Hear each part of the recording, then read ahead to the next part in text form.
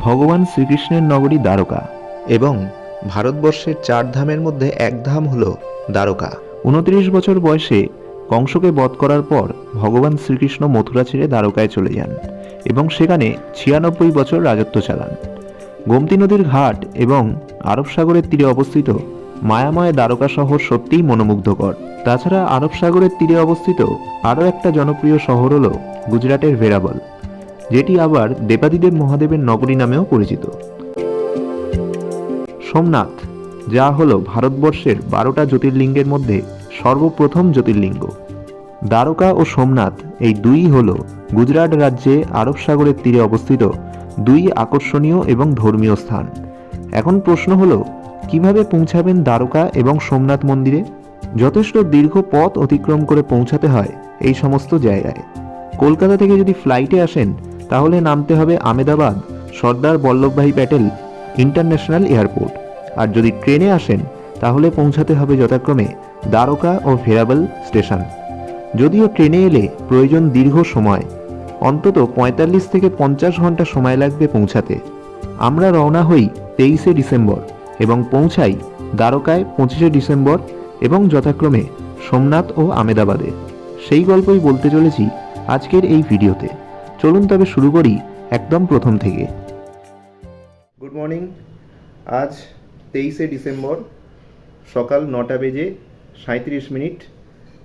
আজকে আমরা বেরোচ্ছি গুজরাট ভ্রমণের উদ্দেশ্যে। এখান থেকে ওই বেরোবো বিকেলবেলা করে 4টে-5টার দিক করে, কারণ আমাদের শালিমার থেকে ট্রেন আছে রাত্রিবেলা 8টা বেজে 20 মিনিটে। তো এখান থেকে বেরিয়ে চুঁচুড়া থেকে ট্রেন ধরবো, লোকাল ট্রেন ধরে চলে যাব সোজা হাওড়া। হাওড়া থেকে তারপরে ক্যাবে করে চলে যাব হচ্ছে শালিমার স্টেশন। তো আর মোটামুটি যদি এখন ব্যাগ প্যাকিংয়ের অবস্থা যদি এখন দেখাই, এই হচ্ছে ব্যাগ।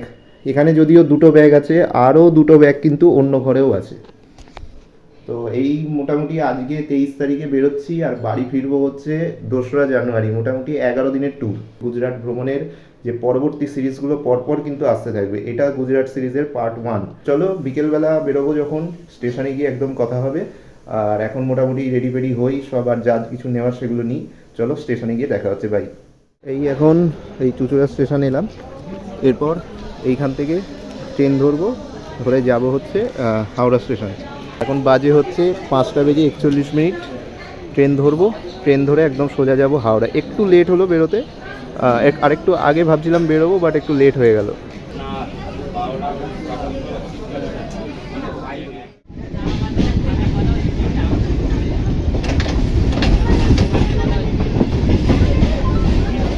এই ঢুকছি হাওড়া স্টেশনে।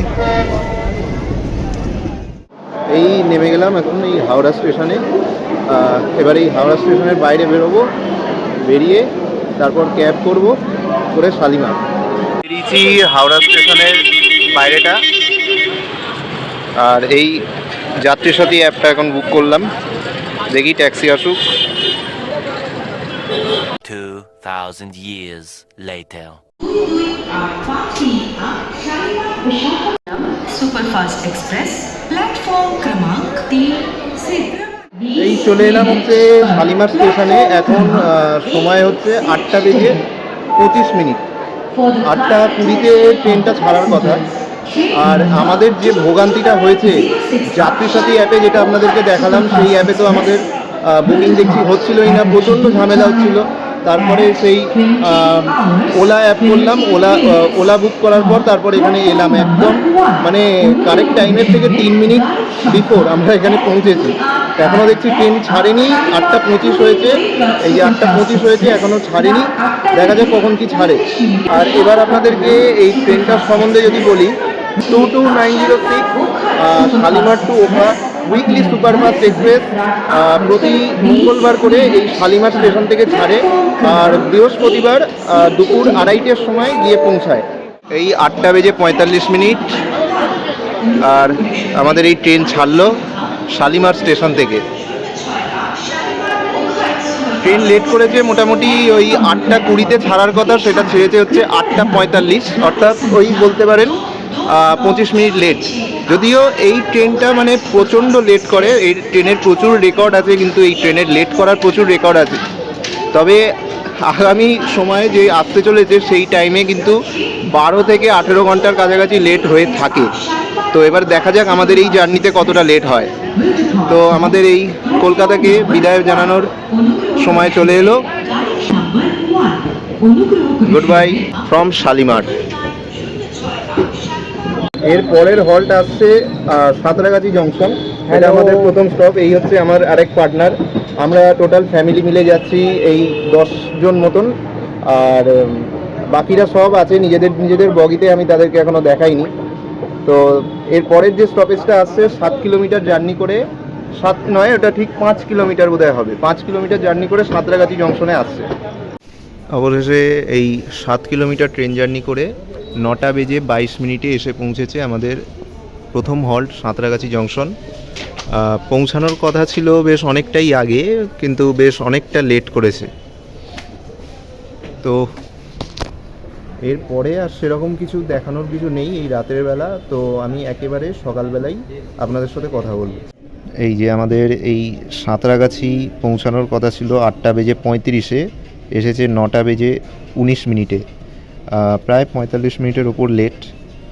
আর এখন অনেক জার্নি বাকি আছে। তো এরপর যে কখন আসবে, খড়গপুর আসবে হচ্ছে এই যে 10টা বেজে 51 মিনিট এখন অবধি দেখাচ্ছে, বাট এখন কখন আসবে জানি না। এই পেরিয়ে আমাদের সোজা যেতে হবে এই যে দ্বারকা। 2টো বেজে 35 মিনিট, বাট এটা লেটে দেখাচ্ছে 7টা বেজে 43 মিনিট। ওখা উইকলি সুপারফাস্ট এক্সপ্রেসের যে বাথরুমে এখন আমি এসেছি, এই ওয়াশরুমটার আমি একটু রিভিউটা মোটামুটিভাবে দেওয়ার চেষ্টা করছি। এই হচ্ছে বেসিন, এই হচ্ছে মিরর। মোটামুটি খোলা বা পরিষ্কারের মধ্যে, মানে এই স্লিপার কোচ অনুযায়ী ঠিকই আছে। আর এই হচ্ছে তলাটা, আর এই হচ্ছে ফ্লাশ মোটামুটি এই যে কাজ করছে, ঠিকঠাক আছে। তো এখন এই রাত্রি বাজে হচ্ছে 10:30 বেজে গেছে। তো এই খড়গপুর ঢুকছে, কিছুক্ষণের মধ্যেই খড়গপুর ঢুকবে।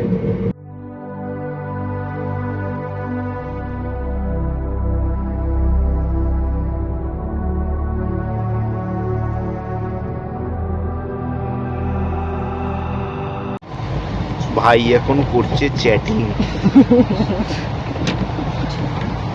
আর এইদিকে ট্রেন পৌঁছাচ্ছে, খড়গপুর এখনো ঢোকেনি, ঢুকতে দেরি আছে। এখন এই মোটামুটি দুয়ানের কাছে রয়েছে, খড়গপুর পৌঁছাতে দেরি আছে। আর ট্রেন ছুটছে 100 এই যে 5, 6, 7 কিলোমিটার পার আওয়ার এরকম বেগে। আর আমরা এই বসে আছি আমাদের সিটে না, এটা অন্য সিটে। একবার দেখিয়ে দে কিছু। এই ঘড়িতে বাজে 11টা বেজে 21 মিনিট। আর এই ঢুকলো হচ্ছে আমাদের খড়গপুর। সেকেন্ড হল্ট হচ্ছে খড়গপুর।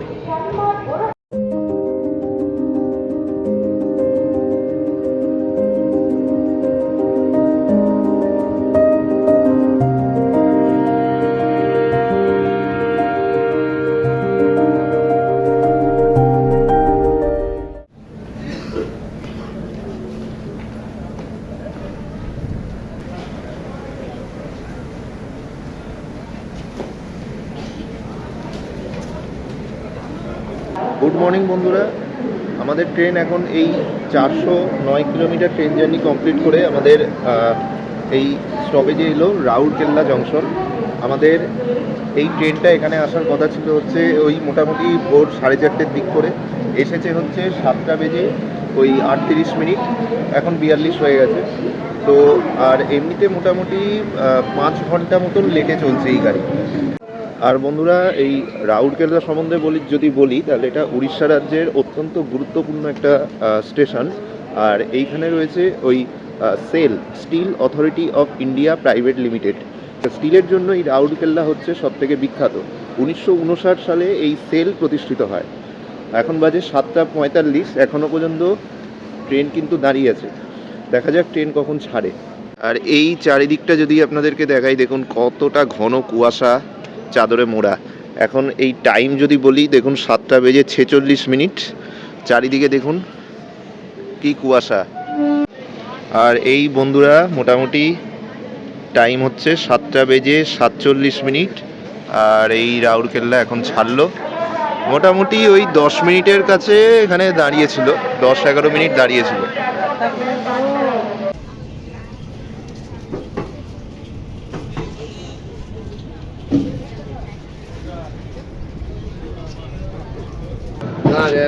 আর যদি মোটামুটি বলি, এই রাউরকেল্লা এখানে পৌঁছানোর কথা ছিল হচ্ছে রাত্রির 2:30-এর দিক করে, আর এসেছে এই 7:30টার দিকে, প্রায় 5 ঘন্টা মতন লেটে চলছে অন্তত।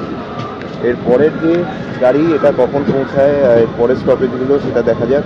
এই ট্রেন তো অলরেডি প্রচুর লেট করে। আর এই হচ্ছে মোটামুটি বাইরের যে জায়গাটা দেখতে পাচ্ছেন, এই দেখুন চারিদিকে শুধু কুয়াশা আর কুয়াশা।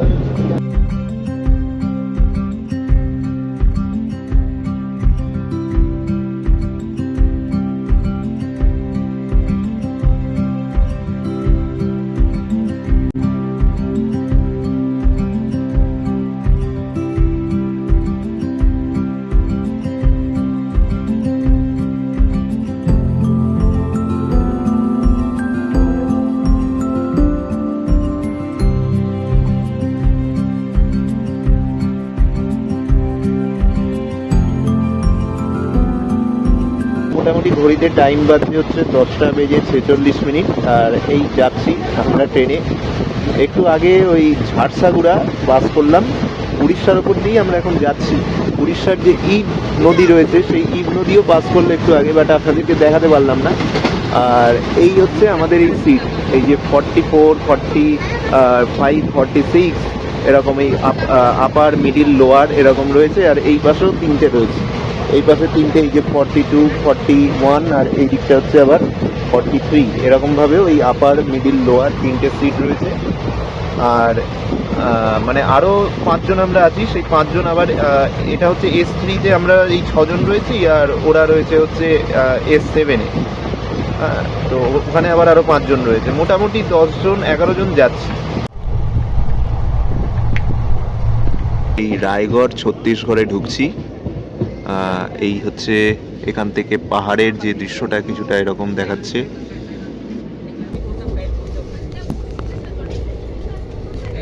এখন আমি কমলা লেবু খাচ্ছি, এটা ইম্পোর্টেড কমলা লেবু, এটা চায়না থেকে এসেছে। এই যে আমরাও খাচ্ছি কমলা লেবু, ভাত খাওয়া হয়ে গেছে, কমলা লেবু খাচ্ছি মা আর আমি। এনার খাওয়া হয়ে গেছে খাওয়া। এগুলো ফেলে দে বাইরে। আপনার ট্রেন জার্নিটা কেমন লাগছে একটু বলে দিন। দারুণ লাগছে, দারুণ। হ্যাঁ, একটা ইন্ডিগো এয়ারলাইন্সের মতো লাগছে। ইন্ডিগো এয়ারলাইন্স না, ফ্লাইট মানে সেকেন্ড ফ্লাইট, মানে খারাপ ইন্ডিগো। এটা ট্রেন নাকি গরুর গাড়ি? গরুর গাড়ি বলতে পারবো না, কিন্তু সাইকেল।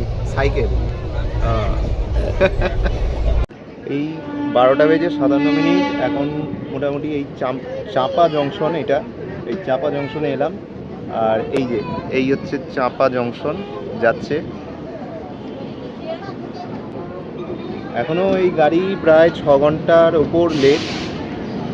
আর এই চাঁপা জংশন এই হচ্ছে ছত্তিশগড় ডিস্ট্রিক্টের একটা গুরুত্বপূর্ণ স্টেশন। তো এখন এই চাঁপা পাস করছি।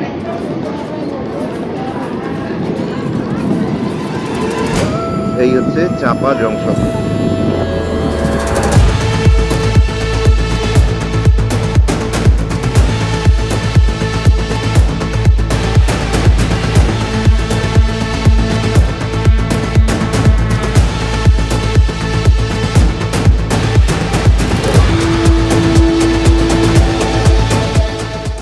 ছত্তিশগড় রাজ্যের অন্যতম গুরুত্বপূর্ণ এই স্টেশন হলো বিলাসপুর জংশন। এখানে আমাদের পৌঁছানোর কথা ছিল সকাল 7:30টায়, কিন্তু এসে পৌঁছেছে দুপুর 2:30-এর দিক করে, অর্থাৎ প্রায় 7-8 ঘন্টার কাছাকাছি লেট কিন্তু যাচ্ছে। এখানে আমাদের এই স্টেশনের স্টপেজ হচ্ছে 15 মিনিট। আর এইখানে যদি বলি, এইখানকার হাই কোয়ালিটি রাইস খুব বিখ্যাত, কোসা সিল্ক ফ্যাক্টরি ফেমাস, আর ফোক ডান্স বিখ্যাত, আচানাকমার ওয়াইল্ড লাইফ স্যাংচুয়ারি বিখ্যাত, রতনপুর ফোর্ট অ্যান্ড দেবরানী জেটারি টেম্পলস খুব বিখ্যাত। এখন আমরা এই জল ভরার জন্য এসেছি বাইরে, 15 মিনিটের মতন হল্ট আছে, হয়ে গেছে। এবার আমরা উঠবো আর কি। বল, আমরা কোথায় আছি? আমরা এখন বিলাসপুর জংশনে আছি, ছত্তিশগড়ের বিলাসপুর জংশন। এখানে ট্রেনটা বেশ অনেকক্ষণ দাঁড়িয়ে আছে, মানে 15 মিনিট এখানে হল্টিং টাইম। জানি না আরো কিছুটা একটু লেট হতে পারে, 15 মিনিট হল্টিং টাইমে থেকে যা লেট করে এসছে নমস্কার, 7 ঘন্টা লেটে রান দিচ্ছে। হ্যাঁ 7 ঘন্টা লেটে রান দিচ্ছে একদম। দেখা যাক কখন কি ছাড়ে আর আমরা ডেস্টিনেশনে কখন পৌঁছে সেটাই দেখা। তো আমরা এই বাইরেটা একটুখানি ঘুরছি, এই সামনেই দেখুন কলা বিক্রি হচ্ছে, এখানে সব এই খাবার দাবার বিক্রি হচ্ছে। এই 2:31 প্রায় 25 থেকে 26 মিনিট মতন লেট করে এই বিলাসপুর জংশন থেকে আমাদের ট্রেন ছেড়ে দিল। 2:31 ছাড়লো, অর্থাৎ 26 মিনিট লেট। আর ওই দিকে ওই যে ভাই ব্লক করছে দেখুন, এখানে খুব কলা বিক্রি হচ্ছে।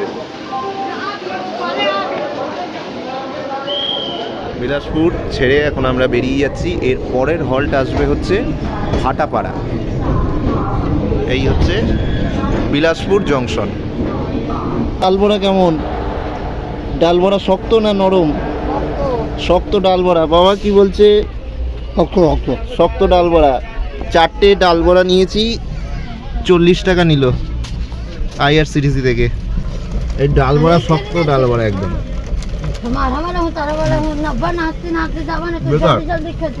কেমন ডালবড়াটা কেমন? শক্ত। IRCTC ডালবড়া খাচ্ছি আমরা। পা দোকান ডাল বলে অনেক ভালো হয়। হ্যাঁ এটা, আর তার মধ্যে আবার ঠান্ডা। নামেই বড় সাইজ। হ্যাঁ কিছু নেই ভেতরে, কিচ্ছু নেই, কিছু নেই, সবই তো মানে মানে শক্ত। হ্যাঁ মানে আছে ঠিকই, কিন্তু মজা আসছে না, গরম নেই বলে। গরম হলে মজা হতো। তো বন্ধুরা, আমরা এই জার্নির 11তম হল্ট ছত্তিশগড় রাজ্যের রায়পুর জংশনে এসে পৌঁছেছি। এই রায়পুর জংশনে এখানে আমাদের এসে পৌঁছানোর কথা ছিল সকালবেলা 9:25, বাট এসেছে ওই 4:30 দিক করে। তো প্রায় 7 ঘন্টা মতন লেটে এখনও পর্যন্ত গাড়ি রান করছে।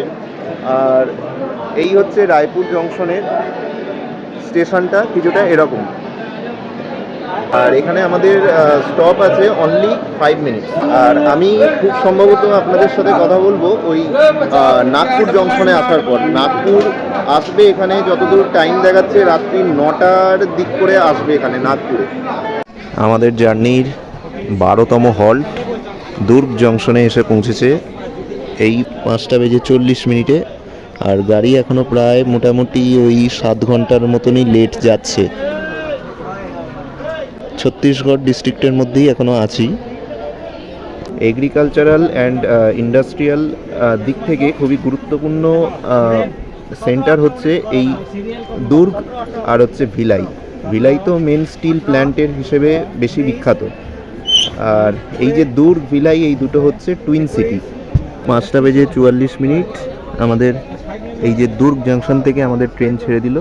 তো এখানে আমাদের ওই পৌঁছানোর মানে এই স্টেশনে আমাদের হল্ট মোটামুটি 5 মিনিটের। তো এই হচ্ছে আমাদের দুর্গ জাংশন ছেড়ে ট্রেনটা বেরোচ্ছে। এখন এই দারুণ সানসেটটা দেখা যাচ্ছে, আমরা ট্রেন থেকে দেখছি। অসাধারণ সুন্দর একটা সানসেট।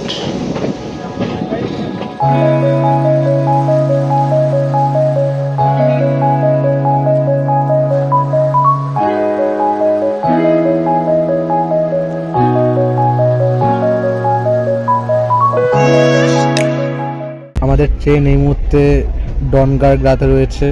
এখান থেকে যাবে ট্রেনটা, এই যে মহারাষ্ট্র ছত্তিশগড়ের বর্ডার। আর এই যেটা হলো একটা ন্যাশনাল রিজার্ভ ফরেস্ট। এটা এই যে এখানে রিজার্ভ ফরেস্ট, এই রিজার্ভ ফরেস্টের মাঝখান দিয়ে ট্রেন যাবে। তারপরে আমরা আম্বানিজির স্টেটে ঢুকে যাব। আম্বানি স্টেটে ঢুকবো। আম্বানি লাগছে, একটা আম্বানি ভাইব লাগছে।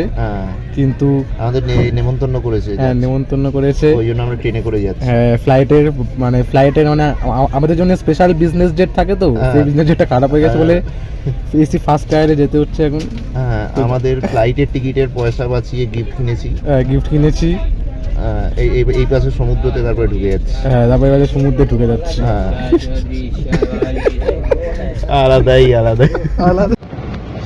দেখো গাইস, ফাইনালি আমাদের লোকেশন এই মুহূর্তে মহারাষ্ট্র আর ছত্তিশগড়ের বর্ডার। এবার আমরা শীঘ্রই এটা মহারাষ্ট্র ঢুকে যাচ্ছি, প্রায় 8 ঘন্টা লেটে, যেটা আমাদের সকালে ঢোকার কথা ছিল। ঢুকে গেলাম মহারাষ্ট্রে ফাইনালি। এবারে গুজরাটে কখন ঢুকবো সেটাই হলো বিষয়। নাগপুর এসে পৌঁছালো এখন আমাদের ট্রেন।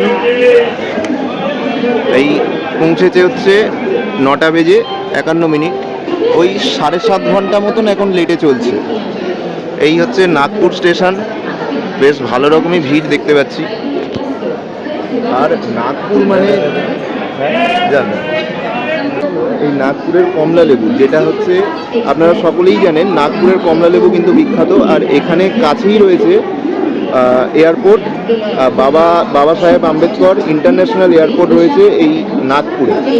আর এই নাগপুরে কিন্তু আমাদের ভারতের একমাত্র ডায়মন্ড ক্রসিং হয়, যেটা এই স্টেশন থেকে বেরিয়েই কিছুটা দূরেই দেখা যায়। যদি দিনের বেলা হতো তাহলে দেখাতাম। আর এই এয়ারপোর্টটাও কাছ থেকে আমরা মোটামুটি যাব, পাস করব, কিন্তু যেহেতু এই রাতের বেলা তাই জন্য খুব একটা বেশি দেখাতে পারবো না। তো এখানে আমাদের এই 5 মিনিটের মতন হল্ট আছে, দেখা যাক ট্রেন কখন ছাড়ে। আর এই রাতের বেলা সেরকম কিছু দেখাচ্ছি না, আমার খাওয়া দাওয়া হয়ে গেছে। তো আজকে শুয়ে পড়বো, আবার কালকের আবার ট্রেন জার্নি দেখাবো। কালকে সম্ভবত আমরা গুজরাটেই ঢুকে যাচ্ছি। তো এই মহারাষ্ট্র পেরিয়ে এরপর আমরা গুজরাটে প্রবেশ করবো, অর্থাৎ আমরা এখান থেকে ওয়েস্ট বেঙ্গল পার করে আমরা ঝাড়খণ্ড পাস করলাম, তারপরে বিহার, তারপরে উড়িষ্যা, তারপর ছত্তিশগড়, মধ্যপ্রদেশ খুব কম আমরা টাচ করেছি, আর তারপর মহারাষ্ট্র, দেন গুজরাট। একদম মহারাষ্ট্র, তারপরে হচ্ছে গুজরাটে আমরা ঢুকছি। কালকে আমরা ঢুকবো গুজরাটে। বন্ধুরা, আজকে আমাদের 3 নম্বর দিন, আমরা ট্রেনেতে যাচ্ছি। 23 তারিখ ট্রেনে উঠেছিলাম, আজকে 25শে ডিসেম্বর। আর 25শে ডিসেম্বর মানেই মেরি ক্রিসমাস, বড়দিনের সকলকে অনেক অনেক শুভেচ্ছা। আর আমরা এখন এই নান্দুরবার ডিস্ট্রিক্টে এসেছি। এটা হচ্ছে মহারাষ্ট্রেরই অন্যতম একটা গুরুত্বপূর্ণ ডিস্ট্রিক্ট হচ্ছে এই নান্দুরবার। এখানে আমাদের ট্রেন দাঁড়িয়ে আছে। এখানে এই আমাদের ট্রেন দাঁড়িয়ে আছে প্রায় 10 থেকে 12 মিনিটের ওপর দাঁড়িয়ে আছে। আর এখনও পর্যন্ত আমাদের এই ট্রেন এই 1693 কিলোমিটার রান করেছে। আর সারা রাত্রি কিন্তু ট্রেন যথেষ্ট ভালোভাবেই টেনেছে। তার রাত্রিরে কিন্তু হেভি রকম ঠান্ডা ছিল, দারুণ ঠান্ডা ছিল, ঠান্ডাতে হেভি কেঁপেছি।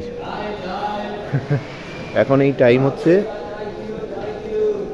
এই যে 6:58। নান্দুরবার কতক্ষণ দাঁড়িয়ে আছে। এই নান্দুরবারের পরই হচ্ছে আমাদের গুজরাট ঢুকবে। আমাদের গুজরাটের এর পরের যে স্টেশনটা আসবে সেটা হচ্ছে সুরাট। আর মজার ব্যাপার হচ্ছে যে এখন পর্যন্ত যা রাত্রির অবধি ট্রেনে গাড়িটা 7.5 ঘন্টা মতন দেরিতে চলছিল, এখন সেটা হয়ে গেছে 8 ঘন্টা 5 মিনিট লেট।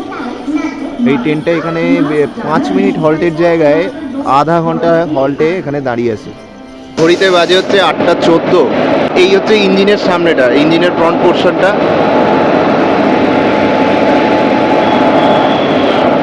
অনেকক্ষণ দাঁড়িয়ে আছে, অনেকক্ষণ, প্রায় 1.5 ঘন্টার ওপর দাঁড়িয়ে আছে। এখন বাজে 8:15 হয়েছে। ওই 8:30টার দিকে বলতে ছাড়বে। কিছু মেনটেনেন্স কাজের জন্য এখানে বেশ অনেকক্ষণ, 1.5 ঘন্টা হয়ে গেল।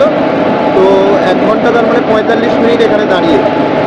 তো এই হচ্ছে আমাদের ট্রেনের ইঞ্জিন, WAP-4 লোকোমোটিভ। আমরা এই একটু ঘুরছি, এখানে এই বাবা বসে আছে, মেসোও বসে আছে। এটা হচ্ছে এই ওখার ট্রেনটার এই জেনারেল কম্পার্টমেন্ট। একদম প্রথম দিকে এই দুটো জেনারেল কম্পার্টমেন্ট রয়েছে, আর তারপরেই আরম্ভ হচ্ছে আমাদের স্লিপার ক্লাস। এখানে স্লিপার ক্লাস আছে হচ্ছে 9টা, S1 থেকে S9 অবধি 9টা স্লিপার ক্লাস রয়েছে। আর এই সামনের দিকে হচ্ছে দুটো জেনারেল কম্পার্টমেন্ট, পিছনের দিকটাতেও দুটো জেনারেল কম্পার্টমেন্ট রয়েছে। ব্রেড পকোড়া নিয়েছি 10 টাকা করে, 3টে নিয়েছি 30 টাকা, একদম গরম গরম। ব্রেড পকোড়াটা মোটামুটি খারাপ না, গরম গরম হিসেবে এই ঠান্ডার ওয়েদারে ভালো। 10 টাকা হিসেবে ঠিকই আছে। এই এখন বাজে 9:04, আমাদের নান্দুরবার ছেড়ে বেরোলো 2 ঘন্টা 15 মিনিট পর। মোটামুটি 6:45 আগে ট্রেনটা এসেছিল, ওই বলা যেতে পারে 2.5 ঘন্টার কাছাকাছি এখানে ওই লেট করে এলো। তো আমরা ছেড়ে যাচ্ছি এখন নান্দুরবার, মহারাষ্ট্র। এরপরে আসবে হচ্ছে আমাদের সুরাট, যেটা পড়বে গুজরাট স্টেটে। ও বন্ধুরা, জাস্ট ভিউটা দেখো, ভিউটা।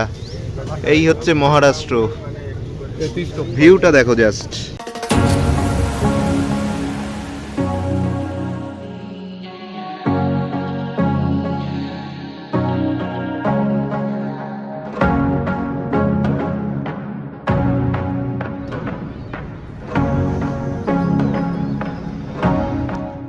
বন্ধুরা, আমাদের এই ট্রেন 1853 কিলোমিটার ট্রেন জার্নি শেষ করে এই সুরাট, গুজরাটের অন্যতম গুরুত্বপূর্ণ স্টেশন, অন্যতম বলতে এই গুজরাটের দ্বিতীয় বৃহত্তম স্টেশন বা শহর হচ্ছে এই সুরাট।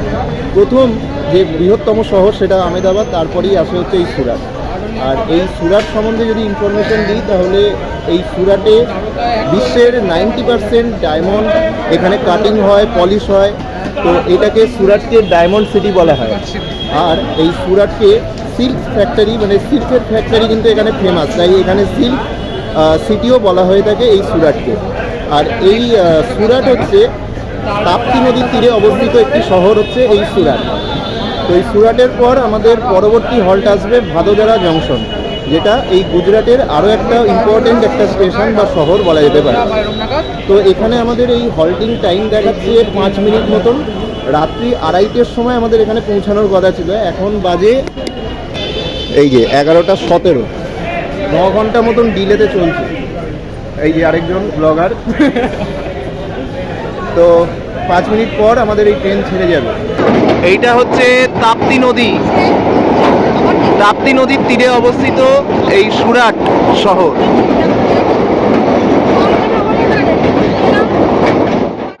এই অবশেষে পৌঁছেছি হচ্ছে আহমেদাবাদ, 2083 কিলোমিটার জার্নি করে।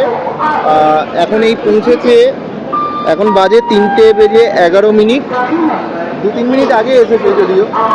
এখানে আমাদের 10 মিনিটের হল্ট আছে।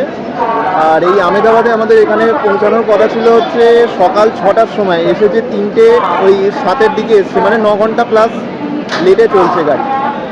আর এই আহমেদাবাদ থেকে এরপর আমরা আবার দ্বারকার উদ্দেশ্যে রওনা হব। আহমেদাবাদ থেকেই কিন্তু মেন আপনারা ওই দ্বারকার যে ট্রেনগুলো আছে না, সেই ট্রেনগুলো এই আহমেদাবাদে এসে আপনারা চলে আসতে পারেন। এই ডাইরেক্ট এই ট্রেন না ধরে আমি বলবো যে হাওড়া টু আহমেদাবাদ যে কোনো সুপারফাস্ট ট্রেন ধরবেন, তারপর সেখান থেকে আপনারা হচ্ছে দ্বারকার উদ্দেশ্যে চলে যাবেন। তো এখানে আমরা এই এলাম, জল ভরলাম, দেখি কখন ছাড়ে। ওই দিক থেকে দেখুন একটা ট্রেন যাচ্ছে, ওটা হচ্ছে ওই Vistadome coach, Ahmedabad to Mumbai Central via Nadiad junction, ওই ট্রেনটা। তো ওইখানে ওই ভিস্তাডোম কোচগুলো নতুন অ্যাড করেছে। আহমেদাবাদ সম্পর্কে যদি আরও কিছু ইনফরমেশন দিই, গুজরাটের সবথেকে বৃহত্তম যদি শহর বলা যায় সেটা হচ্ছে এই আহমেদাবাদ জংশন।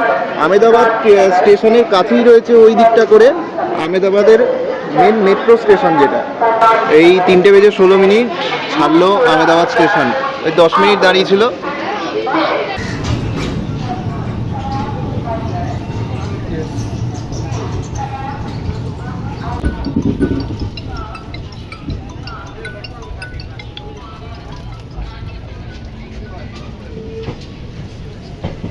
এখন এই যাচ্ছে সবরমতী নদী।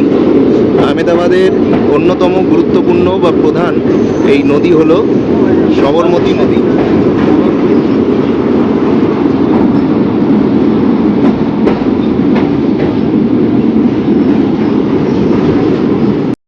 সবরমতী স্টেশন, এখানে ওই যে মেট্রো স্টেশনের কাজ চলছে, এই যে সবরমতী জংশন। ধীরে ধীরে গুজরাটের বেশ কয়েকটা স্টেশন পেরোনোর পর আমরা পৌঁছালাম রাজকোট জংশন, যেটা গুজরাটের আরও একটা গুরুত্বপূর্ণ স্টেশন। রাজকোটে আমাদের পৌঁছানোর কথা ছিল সকাল 10:30টার দিকে, কিন্তু ট্রেনটি আমাদের পৌঁছালো সন্ধ্যে 6:30টার দিকে, অর্থাৎ প্রায় 8 ঘন্টা দেরিতে। আমরা রাজকোটে একটু কিছু খাবারের সন্ধানের জন্য নেমেছিলাম, কারণ দ্বারকা তখনও পৌঁছানোর টাইম দেখাচ্ছিল রাত্রি 11টা। তাই ভেবেছিলাম কিছু ডিনারের ব্যবস্থা হয়ে গেলে মন্দ হবে না। দাদা, আমরা নামছি, হেভি মজা আপনার কেমন লাগছে? হেভি মজা লাগে। কিন্তু এখন কটা বাজে? 11:25। রাত্রি হয়ে গেছে। এই যে সামনেও লোক সব দাঁড়িয়ে আছে আর আমরা এই বসে আছি। এই যে সব মালপত্র নিয়ে রেডি, আসছে দ্বারকা। এই কম্পার্টমেন্টের মধ্যে একটাও লোক থাকবে না। না না, এই দ্বারকার পরে আর কোনো লোক থাকবে না। এইবার আমরা অবশেষে পৌঁছে গেছি আমাদের destination Dwarka. 2553 kilometre journey complete করে আমাদের ট্রেন অবশেষে এসে পৌঁছেছে আমাদের ডেস্টিনেশন দ্বারকা। এখানে আমাদের এসে পৌঁছেছে হচ্ছে 11:28, যেখানে পৌঁছানোর কথা ছিল প্রায় দুপুর 2:30-এর সময়। তো প্রায় বলা যেতে পারে 9 ঘন্টার ওপর লেট। তো এখান থেকে আমরা বেরোবো। এখন এই টাইমে কীরকম কী হোটেল বা ঘর টর পাই সেটা দেখতে হবে, একটু চাপ আছে। আর এই ট্রেন আমাদের বেরিয়ে সোজা ওখার দিকে চলে যাবে, যেটা হচ্ছে এই ট্রেনের একদম সর্বশেষ গন্তব্য। তো এখান থেকে আমরা বেরিয়ে দেখি এখানে কোথায় কি ঘর টর রয়েছে। এই রাতের বেলা একটুখানি হয়তো প্রবলেম হতে পারে। এই যে ট্রেন ছেড়ে বেরিয়ে গেল, আমাদের ট্রেন ছেড়ে চলে যাচ্ছে। এভাবেই প্রায় 50 ঘন্টার ওপর ট্রেন জার্নি করে অবশেষে পৌঁছালাম দ্বারকায়। আমাদের কোনো হোটেল বুক ছিল না। অনেক কষ্টে অত রাত্রে আমরা কোনো রকমের ঘর খুঁজে কিছুক্ষণ বিশ্রাম নিয়ে পরের দিন বেরোই দর্শনের উদ্দেশ্যে এবং ঘুরে দেখি দ্বারকার সাইট সিন। সেই গল্পও বলবো পরবর্তী ভিডিওতে। কেমন লাগলো আজকের ভিডিওটা অবশ্যই কমেন্ট করে জানাবেন। ভালো লাগলে লাইক ও সাবস্ক্রাইব করে দেওয়ার অনুরোধ রইল।